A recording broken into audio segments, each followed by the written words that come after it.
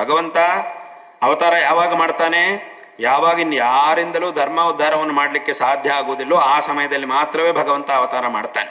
ಇನ್ನು ಕೈ ಮೀರ್ಬಿಟ್ಟಿದೆ, ಇನ್ ಯಾರಿಂದಲೂ ಧರ್ಮೋದ್ಧಾರ ಮಾಡ್ಲಿಕ್ಕೆ, ಧರ್ಮ ರಕ್ಷಣೆಯನ್ನು ಮಾಡ್ಲಿಕ್ಕೆ ಸಾಧ್ಯ ಆಗುವುದಿಲ್ಲ, ನಮ್ಮಿಂದ ಮಾಡ್ಕೊಳ್ಳೋದಕ್ಕೆ ಸಾಧ್ಯ ಆಗುವುದಿಲ್ಲ ಅನ್ನೋ ಪರಿಸ್ಥಿತಿಯಲ್ಲಿ ಮಾತ್ರ ಭಗವಂತ ಅವತಾರ ಮಾಡ್ತಾನೆ. ಹೇಗೆ ಒಂದು ಸಂಸ್ಥೆಯಲ್ಲಿ ಕೆಳಗಿನವರು ಯಾರಿಂದಲೂ ಪರಿಹಾರ ಮಾಡಕ್ಕಾಗುವುದಿಲ್ಲ ಸಮಸ್ಯೆಗೆ ಅನ್ನುವಾಗ ಮಾತ್ರ ಅದನ್ನು ಸಂಸ್ಥೆಯ ಅಧ್ಯಕ್ಷರ ಹತ್ರ ತಗೊಂಡು ಹೋಗ್ಬೇಕು. ಅಲ್ಲಿ ತನಕ ಯಾರು ಕೆಳಗಿರ್ತಾರೋ ಅವರೇ ಅದನ್ನು ಸರಿ ಮಾಡ್ಬೇಕು. ಏನ್ ಸಮಸ್ಯೆಗಳು ಬಂದ್ರು ಅದನ್ನು ಅವರೇ ಕೆಳಗಿರುವವರೇ ಕೂತ್ಕೊಂಡು ಅದನ್ನು ಸರಿಯಾದಂತ ಸೂಕ್ತವಾದ ಪರಿಹಾರವನ್ನು ಮಾಡಬೇಕು. ಪ್ರತಿಯೊಂದು ಸಣ್ಣ ಸಣ್ಣ ವಿಷಯಗಳನ್ನು ಅಧ್ಯಕ್ಷರ ಹತ್ರ ತಗೊಂಡೋಗ್ಬಾರ್ದು.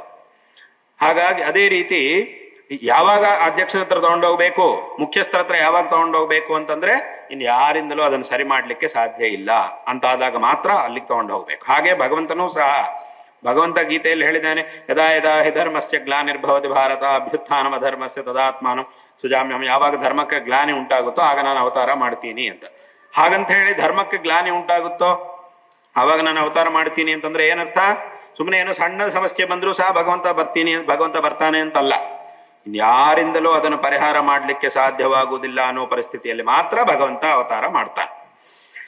ಆದ್ರೆ ಅಲ್ಲಿ ತನಕ ಈ ಧರ್ಮವನ್ನು ಸಂರಕ್ಷಣೆ ಮಾಡಿಕೊಳ್ಳುವಂತಹ ಕರ್ತವ್ಯ ಯಾರದು ಅಂತಂದ್ರೆ ನಮ್ಮೆಲ್ಲರದು. ಈ ಒಂದು ಧರ್ಮವನ್ನು ಅವಲಂಬಿಸುವಂತಹ ನಮ್ಮೆಲ್ಲರದು ಸಹ ಈ ಒಂದು ಕರ್ತವ್ಯವಾಗಿದೆ. ಹಾಗಾಗಿಯೇ ಈ ಧರ್ಮ ಸಂರಕ್ಷಣೆಗೋಸ್ಕರ ಯಾವ ಸಂದರ್ಭದಲ್ಲಿ ನಾವು ಯಾವ ರೀತಿಯಂತಹ ಮಾರ್ಗವನ್ನು ಅನುಸರಣೆ ಮಾಡಬೇಕಾಗಿದೆಯೋ, ಸೂಕ್ತವಾದಂತಹ ಒಂದು ಮಾರ್ಗವನ್ನ ಅನುಸರಣೆ ಮಾಡಬೇಕಾಗಿದೆಯೋ ಆ ಮಾರ್ಗದಲ್ಲಿ ನಾವು ಹೋಗ್ಬೇಕು. ಹೇಗೆ ಭಗವಂತ ಅವತಾರಗಳಲ್ಲಿ ಒಂದೊಂದು ಅವತಾರದಲ್ಲೂ ಆಯಾ ಸಂದರ್ಭಕ್ಕೆ ಬೇಕಾದಂತೆ ತಾನು ಒಂದೊಂದು ಸ್ವರೂಪವನ್ನು ಧಾರಣೆ ಮಾಡಿ ಧರ್ಮದ ಉದ್ಧಾರವನ್ನು ಮಾಡಿದ್ನೋ, ಅದೇ ರೀತಿ ಯಾವ ರೀತಿಯಾಗಿ ಧರ್ಮಕ್ಕೆ ಸಂಕಷ್ಟ ಬಂದರೂ ಸಹ ಅದನ್ನು ಸರಿ ಮಾಡಿಕೊಳ್ಳುವುದಕ್ಕೆ ನಾವು ಆ ರೀತಿಯಂತಹ ಒಂದು ಉಪಾಯದಿಂದಲೇ ಅದನ್ನು ಸರಿ ಮಾಡಿಕೊಳ್ಳುವುದಕ್ಕೆ ನಾವು ಸದಾಕಾಲ ಸಂಸಿದ್ಧರಾಗಿರ್ಬೇಕು. ಇದರಿಂದ ಅವತಾರಗಳಿಂದ ನಾವು ಕಲ್ತ್ಕೊಳ್ಬೇಕಂತಹ ವಿಷಯ ಇದು.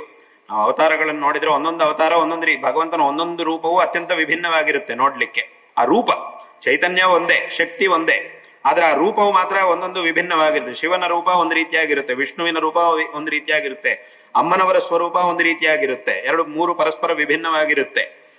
ಹಾಗೆ ಅವತಾರಗಳಲ್ಲಿ ನರಸಿಂಹನ ಒಂದು ರೂಪ ಒಂದು ರೀತಿಯಾಗಿರುತ್ತೆ. ರಾಮನ ಸ್ವರೂಪ ನೋಡಿದ್ರೆ ಅದರ ಸ್ವಭಾವವೇ ಬೇರೆ, ರಾಮನ ಸ್ವಭಾವವೇ ಬೇರೆ.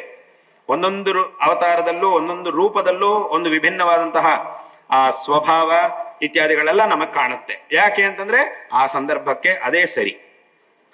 ಭಗವಂತ ಅದನ್ನು ಧಾರಣೆ ಮಾಡಿಕೊಂಡು ನಮ್ಮ ಮುಂದಕ್ಕೆ ಬಂದಿದ್ದಾನೆ. ಹಾಗಾಗಿ ಅಲ್ಲಿ ಇದನ್ನೆಲ್ಲ ಯಾಕೆ ಹೇಳಕ್ಕೆ ಬಂದೆ ಅಂತಂದ್ರೆ, ಶಂಕರರು ಈ ನಾಸ್ತಿಕತೆಯನ್ನು ನಿರ್ಮೂಲನೆ ಮಾಡಿದ ನಂತರ ಶುರುವಾಗಿರುವಂತಹ ಸಮಸ್ಯೆ ಏನು ಅಂತಂದ್ರೆ, ಆಸ್ತಿಕರಲ್ಲೇ ಭಗವಂತನ ಆ ಚೈತನ್ಯ ಒಂದೇ ಆಗಿದ್ರೂ ಇರುವಂತಹ ಈ ರೂಪಗಳಲ್ಲಿ ಇರುವ ಭೇದವನ್ನಿಟ್ಟುಕೊಂಡು ಜನರ ಮಧ್ಯದಲ್ಲಿ ಬಂದಿರುವಂತಹ ಸಂಘರ್ಷಗಳು, ಇದನ್ನೆಲ್ಲ ಸರಿ ಮಾಡಿ ಇದನ್ನೂ ಸಹ ಪುನಃ ಶಂಕರರು ಅಲ್ಲಿರುವಂತಹ ಸತ್ಯಾಂಶವನ್ನು ಉಪದೇಶ ಮಾಡಿ, ಭಗವಂತ ಒಬ್ಬನೇ, ಆ ಭಗವಂತ ಸಾಧಕರನ್ನು, ಉಪಾಸಕರನ್ನು, ಭಕ್ತರನ್ನು ಅನುಗ್ರಹ ಮಾಡುವುದಕ್ಕೋಸ್ಕರ ಆಯಾ ಸಂದರ್ಭಗಳಿಗೆ ತಕ್ಕಂತೆ ಇಷ್ಟು ವಿಧವಾದಂತಹ ರೂಪಗಳನ್ನು ಧರಿಸಿದ್ದಾನೆ ಅನ್ನುವಂತಹ ಒಂದು ಸತ್ಯಾಂಶವನ್ನ ಉಪದೇಶ ಮಾಡಿ, ವಿಶೇಷವಾಗಿ ಆಸ್ತಿಕರಲ್ಲಿ ಇರುವಂತಹ ಆ ಸಂಘರ್ಷಗಳನ್ನು ಸಹ ದೂರ ಮಾಡಿ ಎಲ್ಲರಲ್ಲೂ ಒಂದು ಐಕಮತ್ಯವನ್ನ ಅವರು ಉಂಟು ಮಾಡಿದ್ದಾರೆ.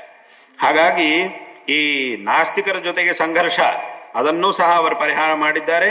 ಹಾಗೂ ಆಸ್ತಿಕರಲ್ಲೇ ಇರುವಂತಹ ಪರಸ್ಪರ ಸಂಘರ್ಷಗಳು ಅದನ್ನೂ ಸಹ ದೂರ ಮಾಡಿ ಎಲ್ಲರಲ್ಲೂ ಸಹ ಒಂದು ಐಕಮತ್ಯವನ್ನು ಉಂಟು ಮಾಡಿದವರು ಜಗದ್ಗುರು ಶ್ರೀ ಆದಿಶಂಕರ ಭಗವತ್ಪಾದಾಚಾರ್ಯರು.